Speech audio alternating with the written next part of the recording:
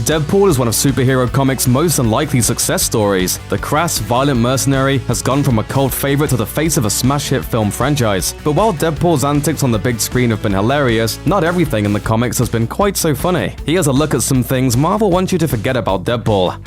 He's a murderous psychopath. In the movies, Deadpool is a killer with a conscience. In Marvel's head-scratchingly popular Deadpool Kills line of comics, though, he just ruthlessly murders everyone he can get his hands on. Among the most gruesome and distasteful moments is when he straight-up murdered his friend Spider-Man by shooting him in the face. And then there was the time he slaughtered the X-Men and then wore Beast's furry skin like a coat. Once Marvel Comics finished having Deadpool psychotically slaughter its own roster of characters, they had him move on to other characters, this time from the pages of famous works of literature, wantonly butchering everyone from Moby Dick to Ebenezer Scrooge to Bagheera from the Jungle Book.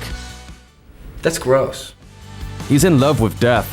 In the Marvel Universe, Death takes the form of a woman, and is most often seen being courted by the Big Purple One himself, Thanos. But during Wade's time under experimentation in the Weapon X program, he finds himself frequently so close to dying that he can see and communicate with her, and he falls in love, trying to die just to be with her. However, Death's jealous ex Thanos eventually uses his powers to make Deadpool immortal, keeping him away from death permanently. Considering Deadpool's romance with Vanessa is the soul of the first film, chances are good you won't see her and the living embodiment of mortality squaring off in any upcoming Deadpool flicks. He served himself as a cannibalistic snack. For a time, Deadpool was a member of the Uncanny X-Force, a team that took care of the tasks too dirty for the X-Men to face. We will be known as X-Force. Isn't that a little derivative? You're absolutely right. At the end of a particularly brutal battle, Deadpool's teammate Archangel finds himself in rough shape. To help nurse him back to health, Deadpool ends up feeding Archangel chunks of Deadpool's own flesh, in order to lend Archangel some of Deadpool's superhuman healing factor. It works, but it's also incredibly disturbing. He's basically a complete ripoff.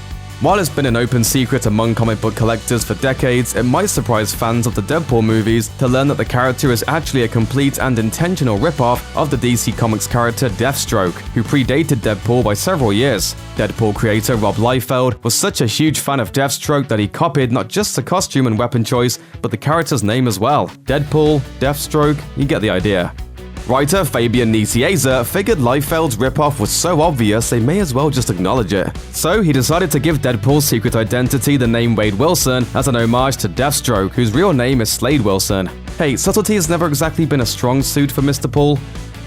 His mental health issues are played for laughs. Given that he's a murderous psychopath who thinks killing is hilarious, is in love with death, and promotes cannibalism, it's pretty safe to say that Deadpool has some fairly serious mental health issues. Unfortunately, in the comics, those issues are played for laughs when he ends up choosing reformed supervillain Dr. Bong for a therapist. And that's kinda not even the worst part. Marvel has constantly portrayed mental health professionals as literal supervillains who manipulate people in need for their own ends. So look, Deadpool is really funny, but his mental health struggles kind of aren't. Especially when, as part of his therapy, Deadpool sucker-punched Kitty Pryde.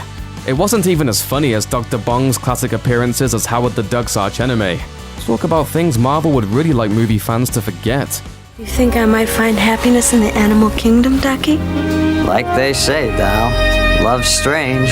We could always give it a try. That's gross. Thanks for watching. Click the looper icon to subscribe to our YouTube channel. Plus, check out all this cool stuff we know you'll love too.